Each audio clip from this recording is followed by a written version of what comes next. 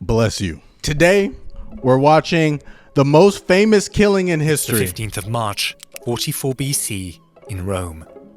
The most powerful man in the Roman Republic, the dictator Julius Caesar, walks through the doors of the Curia of Pompey, the temporary gathering point for the Roman Senate's meetings. That's Aura right there. The usual venue, the Roman Forum, a kilometre to the southeast, is undergoing renovations to build a new Senate house in Caesar's name.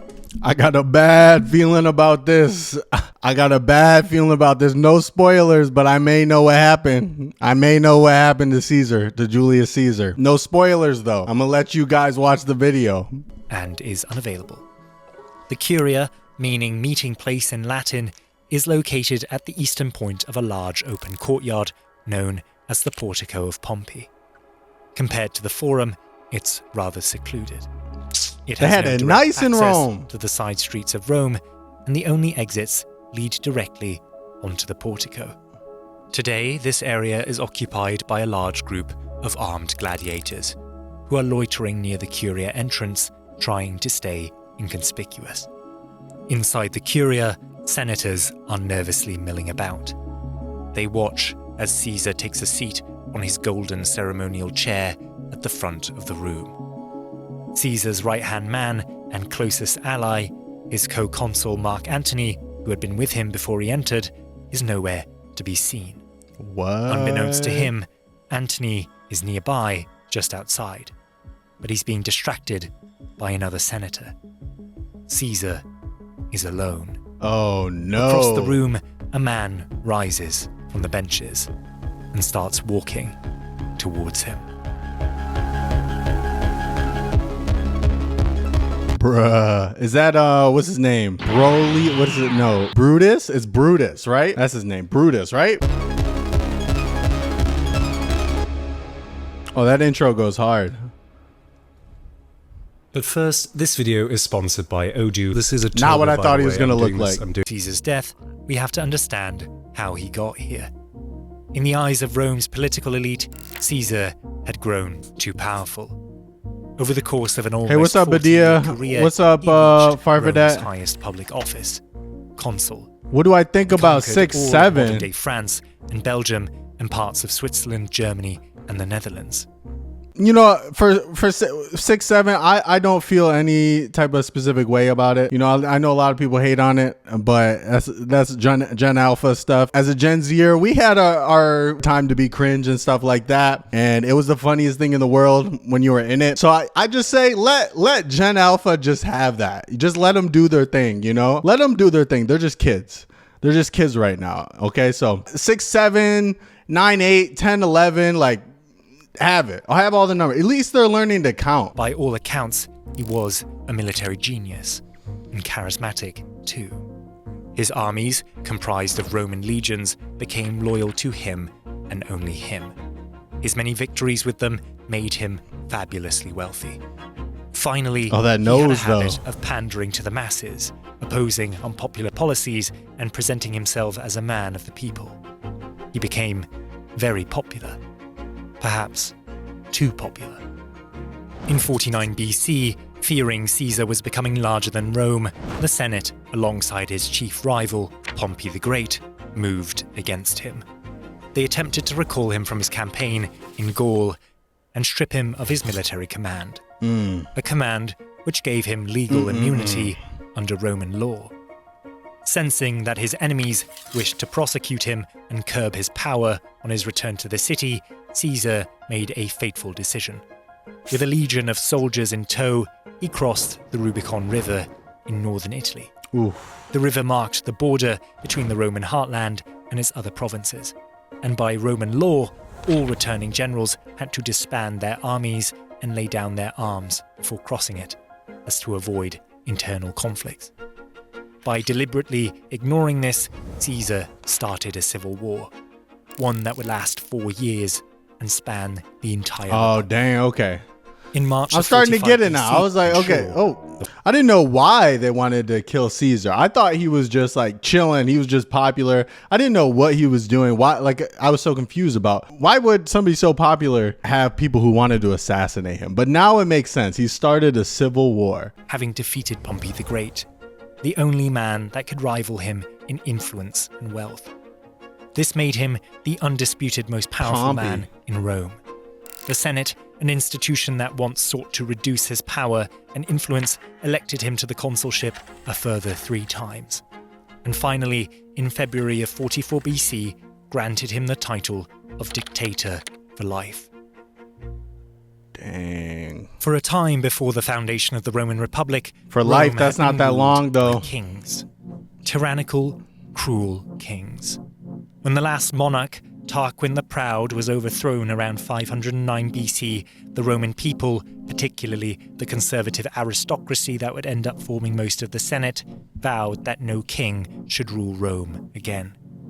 It now seemed that Caesar But he's an fancied emperor. himself a king.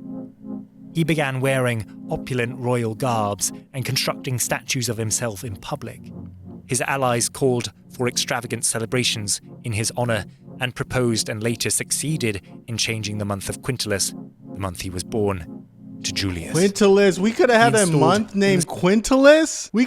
July could have been Quintilis. The 4th of Quintilis. Like, oh my God, that hits. I mean, like Julius Caesar's legendary, but Quintilis? We should change that back. We should get that changed back. Senate, a golden chair designed specifically for him, the chair upon which he sits today. Caesar had grown too powerful, and he was flaunting it. He threatened the continued existence of the Republic. If defeating him on the battlefield was impossible, his foes would have to find another way to bring him down. The men who conspired to kill Caesar, a group of about 60, are diverse in their 60, backgrounds. damn, he had A few haters. are former allies He had who felt haters. their loyalty to him had not been sufficiently rewarded. 60 senators? Some are remnants of the Pompeian faction, the group that fought Caesar during the Civil War under Pompey the Great, a group he, perhaps foolishly, pardoned. A handful simply oppose his accumulation of power out of principle, fearing he would destroy the state's republican values. Most, Fair. however, are members of the conservative aristocracy, who profit greatly from Rome's republican form of government as they monopolize the Senate and thus oppose Caesar's centralization of power. These men have been meeting in secret for months to hatch a plan to kill him. They considered assassinating him in public on a street. Okay, so really it's the choice between these senators who want all the power and a king. The way I see it, I mean, even though they were a democracy, it's only the senators who get to vote. And I know that like in the US, like we vote for representatives, but how were senators chosen? Let's see. Rome. Okay. It was not an elected body, but one whose members were appointed by the consuls and later by the censors, which were appointed by the centuriate assembly. Okay, so they weren't even voted in. So they were kind of like kings, but like having 100 kings, you know what I'm saying? So it's kind of the same thing. 100 I know is somewhat better than one, but I mean, it's not like the people get to decide what's going on. It's not like they were much better than Caesar in himself. Rome, known as the Via Sacra. This was probably abandoned because the venue was too public. Any ally of Caesar's, if they were nearby, could simply intervene. Caesar had no bodyguards on payroll while in the city, but he was known to surround himself with some particularly intimidating friends to compensate. Another questionable idea was flinging him from a bridge and placing a number of armed men below it to ensure the fall would be fatal. Damn! They also considered striking while he was at a gladiator show, as they could hide the assassins in plain sight, posing as gladiators. Ultimately, though, a Senate session on the 15th of March was selected to be the best time to strike. I want to know what Soon happens after this they date, kill him. Caesar What is would be everybody's outside the reaction? city on a military campaign to defeat the Dacians and the Parthian Empire to Rome's east, making it far more difficult for them to reach him and allowing him to accumulate even more glory, prestige, and power. Choosing a Senate meeting made sense, too. All those present were sure to be unarmed, as it was generally prohibited to bring weapons into the Senate House, making resistance unlikely. Most of the Senate were indeed loyal to Caesar, but even his closest allies would think twice to spring to his defense when faced with a blade. Additionally, in a closed Senate meeting, Caesar could be dealt with more subtly, away from the prying eyes and ears of the public and Caesar's informal protection. So, on the day of the 15th, daggers are secretly brought into the Curia of Pompey in wooden boxes, usually used to carry writing tablets for record-keeping. Before Caesar's arrival, members of the conspiracy retrieve the blades and conceal them underneath their togas. Outside the building, so it could have been conspirators anybody. Deploy a group of armed gladiators to cover the Curia's exits, ensuring that Caesar won't get far should he try to escape. They are owned by the senator Decimus Brutus, a man that there he Caesar is, considers Brutus, to be a close friend and ally, a man named second in his will, a man that Caesar trusts. Caesar would not question the presence of the gladiators, knowing them. Brutus, man, the people closest to you. Like, how could you do that? He was named in his will. Why would you want to give that up? I don't understand. If you're named in somebody's will, that person happens to be the emperor of the Roman Empire, like, just wait. Do you think that if you're going to kill him, that you're going to... Is that what happened? Since he killed him, did he get all the money that Julius Caesar had? To be Decimus's. Finally, when Caesar arrives with his co-consul Mark Antony, a senator by the name of Gaius Trebonius pulls him aside and begins to speak with him. Antony is a big, brawny man, and his loyalty to Caesar is without question. He doesn't look like the conspiracy thought it wise to take him out of the equation and ensure he did not intervene in Caesar's defense. Though the conspirators originally considered murdering the both of them together, they thought the optics of killing Caesar alone would be better. It would appear like the just killing of a tyrant and not an arbitrary massacre. The stage is now set. All that remains is for the signal to be given. Oof. That signal is Senator Tillius Cimber. As he marches towards the dictator, he exclaims loudly that Caesar should pardon his brother and return him from exile. Suddenly, dozens of other senators rise from their seats, and they too start approaching Caesar, shouting words of support for Cimber's request. The senators circle him like sharks. Oh no. Growing ever closer, until Cimber thrusts out his no fist bodyguards? and tears Caesar's toga down, revealing the tunic underneath. Startled, Caesar recoils and shouts. Moments later, the senator Publius Casca strikes the first blow from behind. Oh, I didn't know it was multiple people. That grazes Caesar's shoulder. He rises in shock. Caesar, get out of there! Around and allegedly stabs Casca with a pen in retaliation. Yo! The pen. Bro, he fought to the very end. Hey, I'm not defending. I don't really know if he's like a evil person or that. I don't know much about him. But this dude's got aura. You got all these people surrounding him who have knives. He takes out a pen and starts fighting back, bro. Has a knife. He whips out a little an ink joy and starts. In seconds, Caesar becomes enveloped by a shroud of togas and collapses under a hail of daggers. Okay, never mind. Two Caesar loyalists try to break through to defend him, but they are pushed. I thought he was gonna be like.